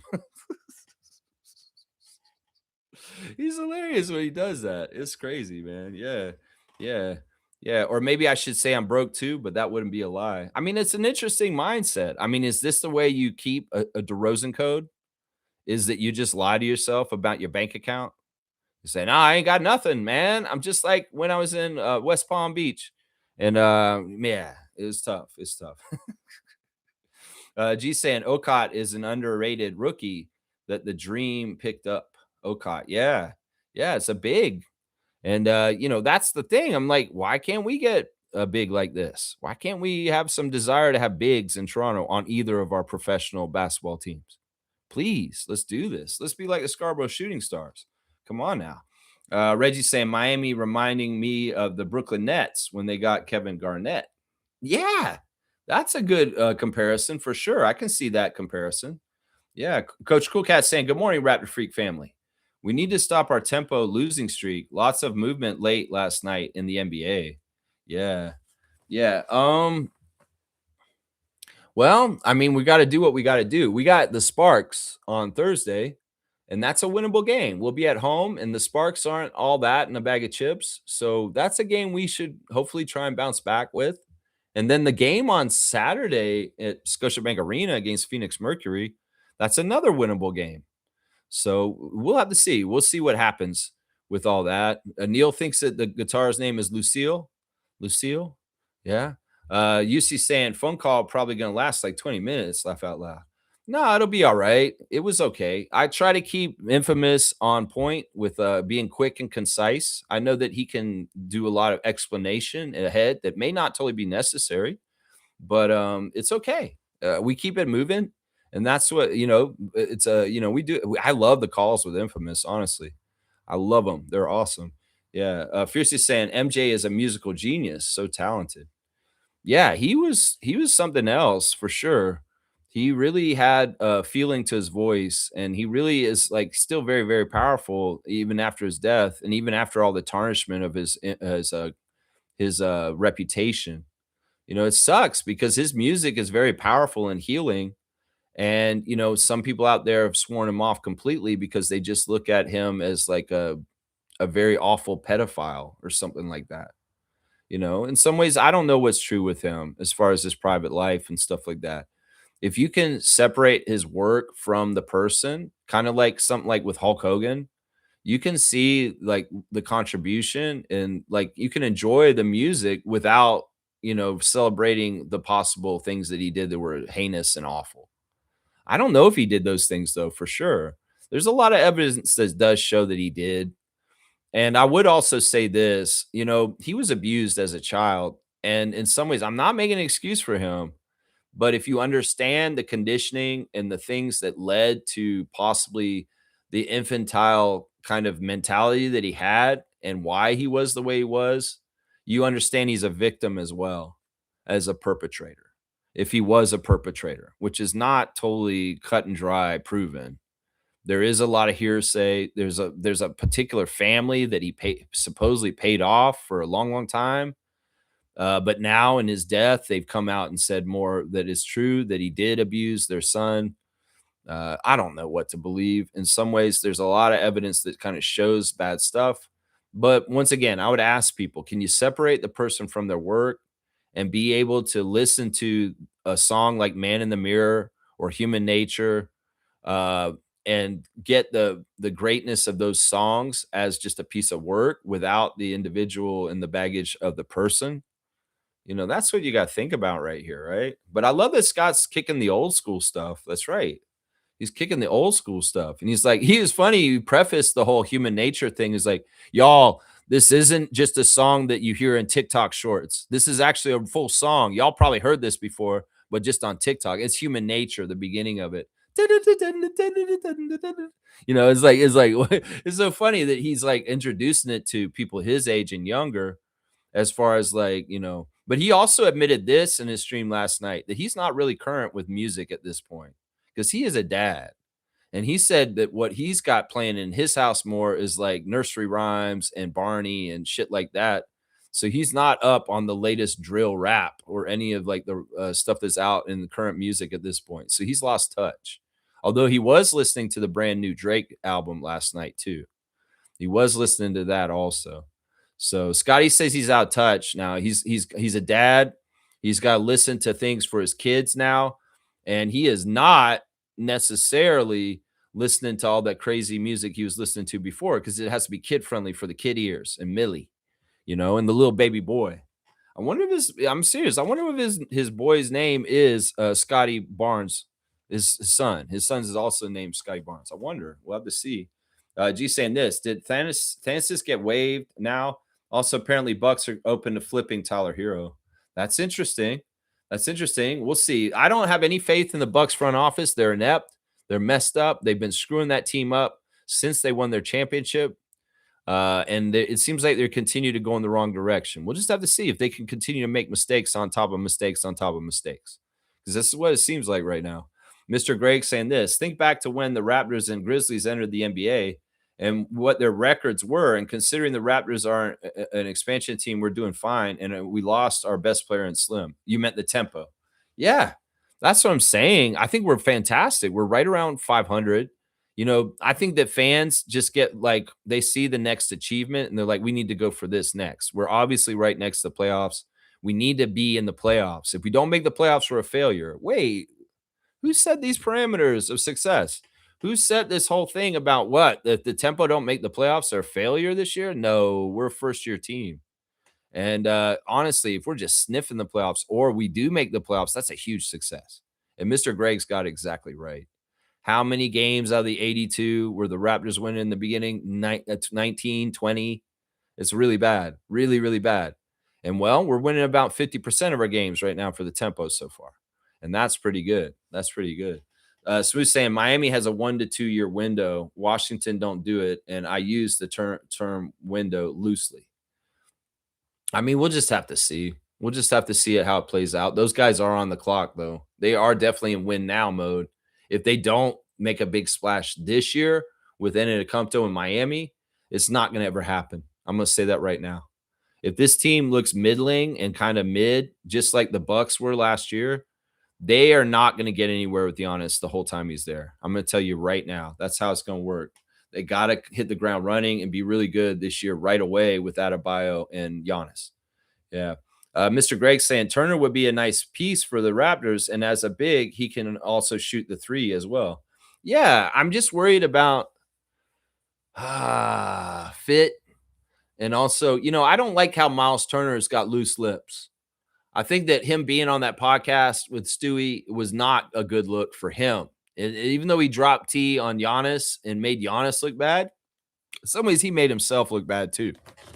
He's not a trusted secrecy of the locker room kind of guy. You don't go and talk about stuff like this so openly and bashing like that. In some ways, he absolutely made it so that there's no way he could be on the team with Giannis next year. And well, it's for sure it's not going to happen now. But what if things fell through? And what if things didn't go right? And neither one of them were moved and they had to have been teammates on Milwaukee for the season coming up. That would have been really awkward and really messed up and toxic. So that's the side I'll say. In some ways, it's like, what? We're not getting Miles Turner from like 5 years ago. We're getting Miles Turner near the end of his career. And also, he's kind of got loose lips. And I don't necessarily like that. So I don't know. I'm not real big on this. I don't want to lose anybody just to get Miles Turner. Like if they traded somebody from our team right now, like I would not trade Yak for Miles Turner. I would not. I would not. A lot of Raptors fans would say, "Oh, I'd love to do that." I'm not with you on that. I'm not with you on that. Shaq Lindsay saying, "Call Atlanta for advice." Call Atlanta for advice. Call Atlanta. Oh, talking about Trae Young and the possible deal that Washington's about to make a mistake signing him to. Yeah, yeah. Shaq Lindsay's on point here. Yeah. Yeah. So we're saying Norm's going to the Lakers, in my opinion. He will be a secondary ball handler and small forward behind Rui. They have the space to sign him, mid-level exception. I'd hate that. I don't want him to go to Lakers. I really don't. He doesn't deserve to be on the Lakers. I mean, if he wants to for his dream, then yeah, but he doesn't deserve the toxic weirdness of being on the Lakers. In some ways, I don't like what you just described. You're saying he's got to go back to being a bench player. No, man, this guy was a starter and an all-star this year. And in some ways, he's better off staying with Miami for less money and sticking around and being around the Bam and Giannis show. So we'll just have to see. Nothing's set with Norman yet.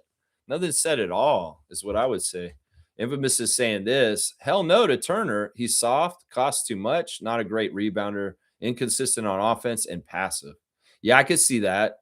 I could see that. Some of that stuff is, in some ways, I'm leaning more towards Infamous. We don't want Miles Turner. I don't want him. Infamous doesn't want him either. I'm leaning towards I'll support this. Let's see. Seymour saying I double down on the no Turner stuff too. There you go. There you go. Yeah. Mr. Greg saying Temi just fell short of a double-double with 19 and 9. That's true. That's true. In her career high in points, but she didn't get that extra rebound. She would have had the first double-double. Either way, the honor goes to Harrison as of last night. Let's see. Seymour saying who will get Kessler? Kessler from Utah. Kessler Walker. The situation there is interesting. Last summer, they did not give an extension to Walker Kessler, and he was upset about it because he felt like they should invest in him, but they didn't want to. Utah's got a really Danny Ainge and them. I don't know what they're doing. They're kind of idiots over there too. Now Walker Kessler wants out. I don't know. We'll just have to see. I would be more interested in him coming to Toronto than Miles Turner. I think that that's true. I think I'd be more interested in Walker Kessler coming here. He's younger, and he's kind of got his value soured right now because of injury. But if he's healthy and he's able to develop and continue on the path he was on before, he could really pay off with a change of scenery. And he is kind of in that kind of player type that we're looking for. Another big, another center, another guy who can do that. So, I like him better than Turner. I'd say that. Reggie's saying Giannis went to a team with the worst supporting group worse supporting group than he had in Milwaukee. Wiggins is washed. Bam is overrated. I might get behind this, and that's why I'm kind of predicting that this team's going to be mid still. It's just that Giannis is switching a jersey for another jersey, and it's the same kind of surroundings. I think that this is on point. I think Reggie's right. Infamous saying Pouillet has been a bit a disappointment. She plays way too passive. She needs to be more confident in hunting her shot. I agree with this. I know she's a very talented offensive scorer, and she should be showing it. She needs to show it. And don't be scared. Don't be scared. You're doing great on defense. I see how you're hustling around. I see how you're getting after it. You've done some really good like deflections, which lead to another player getting the ball, or you are the one scrambling to get the loose ball and chasing it down. I've seen this, and you're getting involved in jump balls and things like that because of that. So, yeah, there's Timma. You got to wake up. Get Olivier, give you a pep talk, and say, look, there's this guy in Toronto named Raptors Freak. He was talking about me real bad at the beginning of the 905 season. It pissed me off. It motivated me. And all of a sudden, I kicked a bunch of ass in the middle of the season for Drew Jones and Mississauga. And then the Cleveland Cavaliers came and gave me a two-way by the end of the season. That's what you got to do. Listen to the Raptors Freak, Timma. He'll help you. Even though it's hard things for me to hear about my game for Mississauga 905, but he'll help you. So listen to him. He's telling you to go get it. Go get it. That's right. Go get it. That's right. Slug Deezy's here. Good morning to the King of Classic Card. I expect Gary Trent Jr. to land in Miami now because of all the recent moves. Miami still has to make some moves because that roster is incomplete. Yeah, I could see that. I could see Gary, he's already down in Miami and Hollywood at Remy doing his workouts. I love the Father's Day post of the Legacy Raptors of Trent Sr. and Trent Jr. That's always going to be something special to me, that the first ever legacy player in Raptors history was Gary Trent Jr. and following the footsteps of his father, Gary Trent Sr. And, I only wish good things for Gary. I have no ill will towards Gary Trent, either one. And I'd like to see Gary Trent Jr. get to a good place. And he's already been playing with Giannis. In some ways, it would make sense. It'd be weird if he ends up on the team with Norman, and Norman and Gary are on the same team together, right, Raptors fans? Wouldn't that be weird if we saw Gary and Norman in the same jersey on the court together? That'd be kind of interesting, considering they were traded for each other when Norman left here. Yeah. Trevor's saying that Giannis's brother got waived. Not surprised by this. Infamous is saying Kel'el Ware is a player we should target. I believe some of the players the Bucks acquired may be available for additional trades. That's what they're saying about Hero right now. I mean, once again, there's a red flag there. There's a red flag. There was a red flag for him coming out in the draft that we talked about on this channel.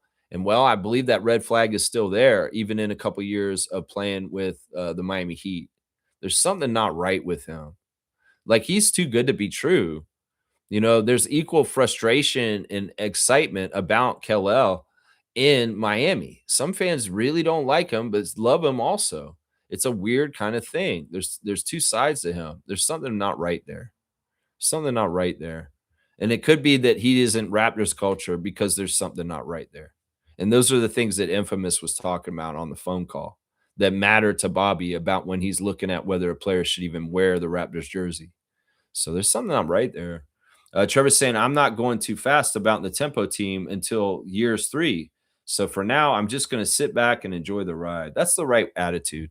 Trevor's right. I'm gonna give him a dunk for having a wise attitude about this. I feel like so many people want so many things so fast, and that's just not how it works. And the tempo, before we get the ultimate prize of a WNBA championship, we're going to have to take our lumps and go through the normal process. 69 on the dunk charts for Trevor. You got that 69, my guy. Look at that. That's awesome. All right, let me go check on my tabs. We'll go to next the CBL, checking in on them. Tonight there is one game on the slate. It is Scarborough Shooting Stars, 10-1, are at the arena at TD Place in Ottawa to take on the 4-8 Blackjacks. 7:30 tip. You can watch the game for free on YouTube, on CBL YouTube channel. You also got CBC Gem showing it and CBL Plus. So check out CBL action. Watch the league leading Scarborough Shooting Stars and Miles Powell take on Javante Smart and the Ottawa Blackjacks in the nation's capital. That is a game for tonight. I know I will be watching it along with the draft at the same time because that's what I do. Y'all, straight goods on Canadian goods.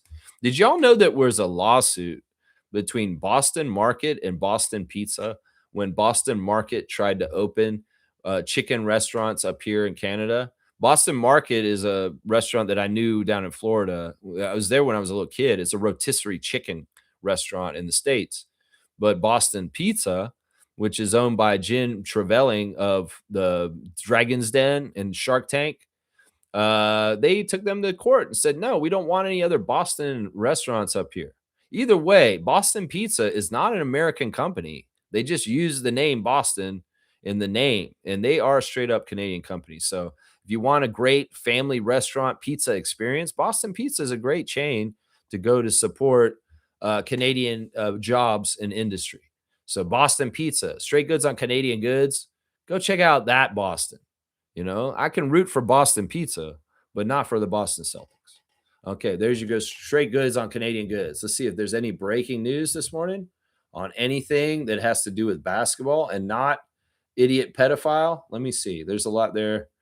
Let's see. Karthika's got stats that she's going to save for Giannis in the games this summer. Josh Lundberg's got his takes on the Giannis trade and what's happening there. Very, very interesting. Yeah, he's got the potential starting lineup. Davion Mitchell, Norman Powell, Andrew Wiggins, Giannis, and Bam Adebayo. Potential starting lineup for the Miami Heat. So there you go. Very, very interesting stuff right there for sure. We got a laundry list of birthdays, so let's get started on them real quick. First on the list is original Raptor, AC Earl. AC Earl is turning 56 today. Of course, AC Earl played for the Raptors in their very first inaugural season. He was on our team for 2 years, and he played 80 games for the Raptors. Started 7 of them and averaged about 6 points per game. So happy birthday to original Raptor, AC Earl. He is 56 today. Next birthday on the list is David Anderson out of Australia. He was born on this day 46 years ago, and he played for the Raptors in 2010, 2011 for 11 games, and he averaged about 5 points per game. So happy birthday to one-time Raptor David Anderson of Australia. Keep on moving. We got another birthday, and this is an old head birthday. This is a Detroit Pistons bad boy champion, Michael Williams. He was on the Raptors early on in our history also. 98, 99 is when he showed up, and he only played 2 games for us, and he averaged 1 point per game. But original bad boy Piston, Michael Williams, who was a bench player at the end of the bench, it is his birthday today, and he's 59 years old today. Keep on going with the birthdays. Another one, and this is the Amityville Horror. And that will be Mike James. Mike James, it's his birthday today, the great Mike James. Mike James played 1 year for the Raptors. He was a one-and-done guy like Bismack Biyombo. 79 games, 79 starts. He had his highest scoring average in his NBA career on the Raptors, 20 points per game. He was the leading scorer that year, and he averaged almost 6 assists also. So happy birthday to one of the Raptors' best players in the dark years there, between Carter and DeRozan. And that's Mike James, the Amityville Horror. It is his birthday today. And we got one more birthday real quick that I have to note, and that is the very famous clause, the French player Nando De Colo. Nando De Colo's birthday is today also. He's 39 years old. He last played on Fenerbahce in Turkey. He's a two-time EuroLeague champion, and he was on the Raptors in 2014. He actually did show up and played for us slightly. 21 games for Nando after all those years of having the Nando De Colo exception. It's gone and passed, much to the chagrin of Blake Murphy. So, yeah, that's the laundry list of Raptors birthdays for today. We'll go over them once again. Mike James, 51 years old today. Nando De Colo, AC Earl, David Anderson, and Michael Williams. Those are our birthdays of the day. All right, good stuff there. Let's see, where are we next in the chat? Let's see. I think it's almost classic card time, and we'll wrap up the show very, very soon. Of course, the draft is tonight. Check out the NBA draft, and we'll have to see who the Raptors get at 19. That's right. All right, let's see. Let's get the box. It's nice to be back in the studio after one day inside because of the modem. Okay, this is a hard card. Oh my gosh. This is a hard card for multiple reasons. Okay, I have to figure out where the name is. All right, full name answer. Oh my gosh. All right, here it is. Classic card of the day. This may be the biggest point total ever. I don't have any idea what's going on here. So full name answer, please. I can't show you the middle of the card because that's where his name is. Is his name in the corner there too? That's weird. But yeah, this is a tough one. And honestly, I don't even know how to give you guys clues for this one. It may be very much a time limit. I'm going to let you guys have the next 2 minutes to try and guess this. And if nobody guesses this in the next 2 minutes, I'm just going to say it didn't happen. Kareem Thomas is here. Good morning to Kareem. Just checking in. Everyone good? Work has been hectic. Mike James was a fun watch. Yeah, Mike James was underrated Raptor. That year was really awesome when he did, even if, it was just a one and done and just kind of who he is. Yeah, this is a very tough card. And in some ways, is that his name on the side there? It is. I don't know if you could see that. Man, I don't know. I might just say this card is not happening. If somebody doesn't just write it in, I'm just going to say it's not happening. This may be the hardest classic card ever. Donish Jenkins. Like the guy who played for them this year? No, it's not him. It's not him. It's a good guess, though. I don't know if Danis Jenkins actually has a card because he's been a G League player and he just made the league this year. And they may make him into a card this year, but he may not have a classic card. And this card's from a few years back. All right, I'm going to flip it to the back because I feel like it's easier for me to hold it without going there. I mean, you can kind of see the text, so maybe I should cover it better. I don't know. Do you guys know who that player is? I don't know how to, give you guys clues because I can't make any clues about his name.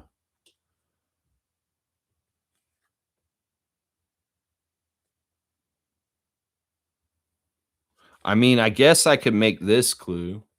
His name sounds like a very famous Disney character who had a Disney movie made after them. A Disney character that was an elephant.